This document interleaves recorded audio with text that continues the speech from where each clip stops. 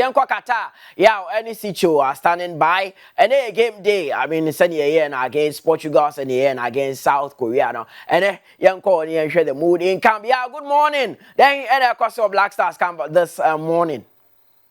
Good morning, your mama, Papa. Your Black Stars Hotel as always.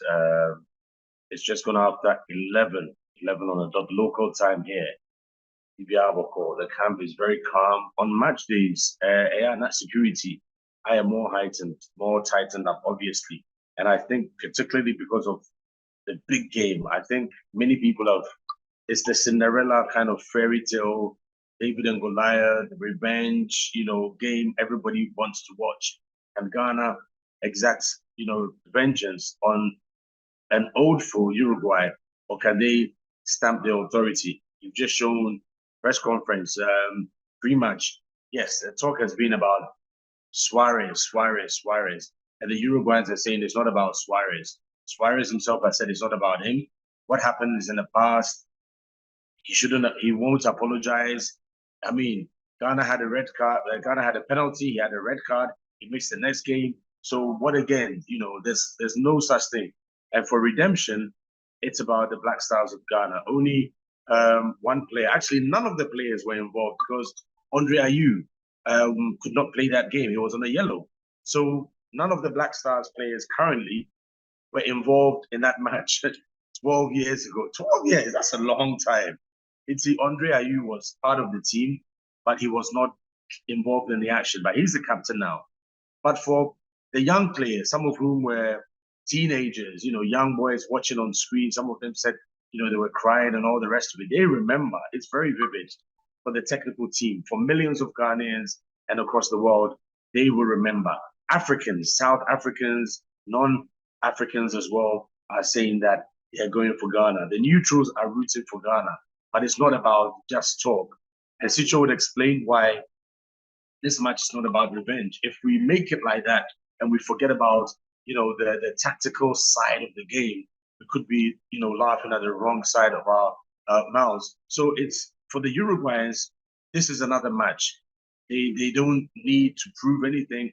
Suarez is not going to apologize.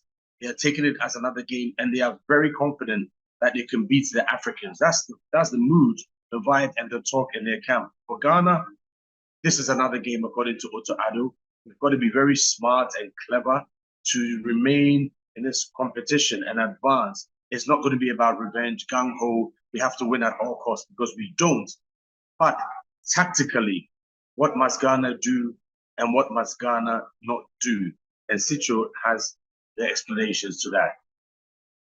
What must Ghana do? What must Ghana not do? Sitsofe, send your South Korea no my info concerning the tactics that we were going to play. It was spot on. You said we were going to go with a 4-back. We are going to be a bit more adventurous. This time, then I'll do when you are we going to be conservative and defend? Because in your draw cry, or we are going to go all out and take the game to them. Well, I think first of all, it's going to be a combination of both. What we saw in the first game and what we saw in the second game, my guts and what I've seen and what I've picked up around the camp, and said it's going to be a mixture of both. But the last 2 days, the training sessions have been closed to everyone else, so nobody really has seen the team train on tactics like the 2 other games, and that in itself tells us the importance that team now attached to this fixture. But sampling opinions, the sampling thoughts, what I've observed in and around the team, so we could revert to what we used in that first half against Portugal. In that first half, Ghana, New Uruguay, first half, we might go for the back 5 again. So maybe Chico will be reintroduced into the team alongside Salisu and Amate, because the thinking is that as long as it stays as a draw, there's a likelihood that the favorite Portugal can get the job done against Japan, and that could favor Ghana. But then we are not only going to go there and sit back and maybe try and play for the draw. We are going to go there and stop Uruguay from scoring, but hope that when we get our breaks on the transition, we can make the most of it. And as the game goes on, when the need is there for us to expand and then or open up and then get goals, we have a lot of players on the pitch to make that happen. So it could be a combination of both of what we saw in the game against Portugal in that first half, especially with that back 5, and what we saw in the game against Korea in aspects of the game. And here to me, the game Emma Korea. So the whole talk about revenge or no revenge. It's what choice do we have as Ghanaians, really? Because it's not as if we've won our first 2 games and we have the luxury of resting all our best players in this game and say whatever result doesn't matter because we already topped the group. No, Ghana needs a result in this game. And if we get a result, it is an automatic revenge for Uruguay. So whether the players are thinking about revenge or not, the result in the game which they need to progress is a natural revenge for Uruguay. So, and Ghana need choice. Ghana has no choice. The players have got no choice. Otaodo has got no choice. They need to either win or draw and hope that Portugal do them a favor when they play against Korea. So for me, the thinking shouldn't be revenge. The thinking is about the result, which in turn or by extension brings about revenge to Uruguay. Because let's face it, if Uruguay do get a victory against the Black Stars and Portugal gets a victory against Korea, Uruguay are through. So they also know that for a fact. So the 2 teams don't have a choice. It's not about revenge or repeat. It's a must not lose game for Ghana and a must win for Uruguay. But if Ghana gets a draw, then Portugal might have to do a favor against Korea. So yeah, Otaodo will firm it up, hope to cut out the individual mistakes and the goal concessions. But altogether, I think there will be a combination of what we saw in the first game and the second game. Yeah, only Javier De Leon from Uruguay or a commentator Kasai. I mean, maybe you've spoken to a number of Uruguayans. And what do you think is their mood? Because only Javier Kasana, I could sense a bit of, he's not too confident, say they can get the job done.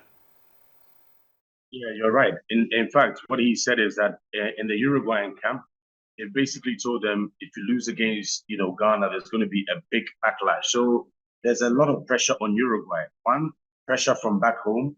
Remember, Uruguay is in the table of former winners. They're very prestigious. They created one of the greatest upsets in World Cup history when they went to Brazil to win the World Cup from them, where that was a calamity for the Brazilians who were hosting way back in 1958 or whatever it was. But they feel they have to beat the Black Stars of Ghana. The pressure on them is enormous. You cannot imagine. And for them to draw or to lose, it's going to bring an inquiry. They feel, maybe disrespectfully, that they should be the Africans. If we have to beat the Africans to qualify, we should be able to do it. And maybe in that, there could be a little sense of complacency that there is no way we should sit down and allow the Africans to beat us. But in this World Cup, we've seen some sensational performances by Costa Rica, Japan, Saudi Arabia. It can happen. And we shouldn't rule out the Black Stars actually beating them. How Uruguay approaches the game is what we don't know because they've not turned up yet. It didn't turn up against Portugal, and it certainly didn't turn up against Korea. Is this the match that we see the pedigree of Uruguay? We are praying that it is not. Javier says that back home, there's a lot of anger, there's disappointment. They've not scored a goal yet in the tournament. What is going on? So there's a lot of pressure on them. But at the same time, he's saying that it is not about Suarez. Why are you guys talking about Suarez? This happened 12 years ago. Why Suarez? Give the guy a break. It is not about Suarez. It started to sound like, yes, he said, why Suarez? He says, no, Suarez. Anytime you mention Suarez, he kind of holds his head and said, no, stop it. This is not about Suarez. So if Suarez starts, it could also be a distraction. We should not be distracted. This is a very good Uruguayan team. They've got quality players right through the pitch. It's just that they have not turned up. Just like the Germans struggled from their first and second game, it was too late for them. It could happen that they won't turn up. But if they do turn up today, the Black Stars must play their best game of the tournament to ensure they do not lose to the South Americans. I think the pressure on Uruguay to win at all costs could play into the hands of Ghana because they will try and commit more men forward. Is that where the Black Stars must also take advantage and strike them hard? Certainly, obviously, it's a must-win game for Uruguay. They have absolutely no choice. No other result does them any favors at all. So they have to win. So they have to be on the front foot. Even though they've not turned up, Uruguay come into this game as favorites. Let's face it. Everybody look at the squad they've got and the profile of players they've got, experience they've got, and they are thinking that Uruguay are favorites. But that in itself can play to the advantage of Ghana if they are the underdogs going into the fixture. Yeah. So yeah, let's get up and give our viewers this very special view. So with the corner of my eye, I can see the Muslim contingent of the Black Stars.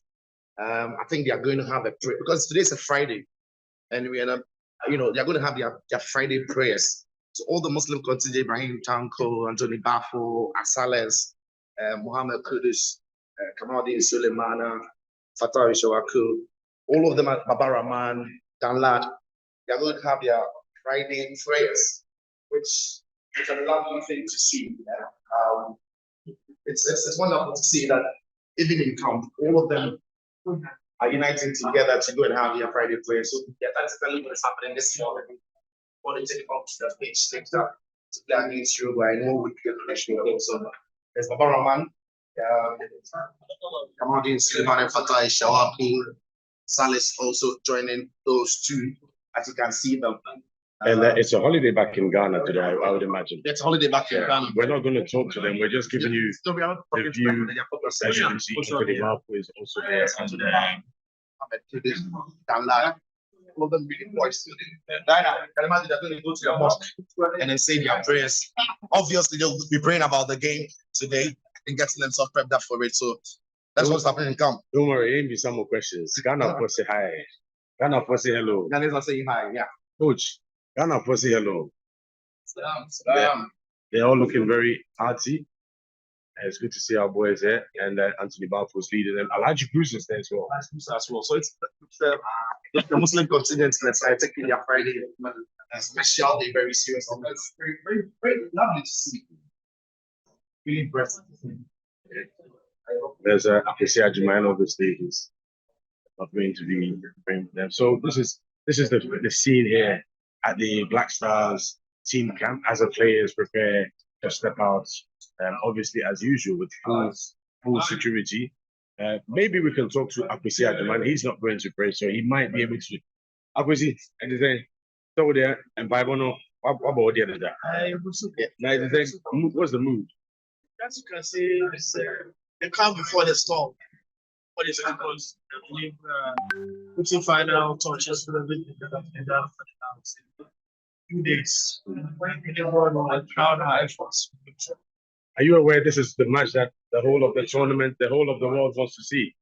Everybody wants to see this anxious moment, but I believe we'll do what we have to do. Boys are going for their prayers, the Muslim contingent. Once they come back, it's be time to get ready for the stadium. Also, as the CEO of Ghana Tourism, Ampofo Ankrah, and he's also here to do, branding Ghana business, and what have you. The Deputy Minister of Youth and Sport is also here, and let's just give them some space as they go through. So these are exclusive shots coming to you live from the Black Stars Hotel as the team players move out, and Tariq Lamptey is also there. Manaf and all of them, you can see them yourself. Danlad Ibrahim, and they're off to have their Friday morning prayers. So, yep, that's a good thing to see here. Yeah, it's absolutely lovely to see. The Friday. That's to say, updates now, brain. We are before the game itself, and we are hoping that the Friday prayers from the Muslim contingent would actually bring us some good blessings to us, so that would be the Uruguayan. Yaw Ampofo Ankrah, who is the head of sports for Max TV, my senior colleague Phillip Sitsofe Atsrim, and I'll tell you all the way from Qatar.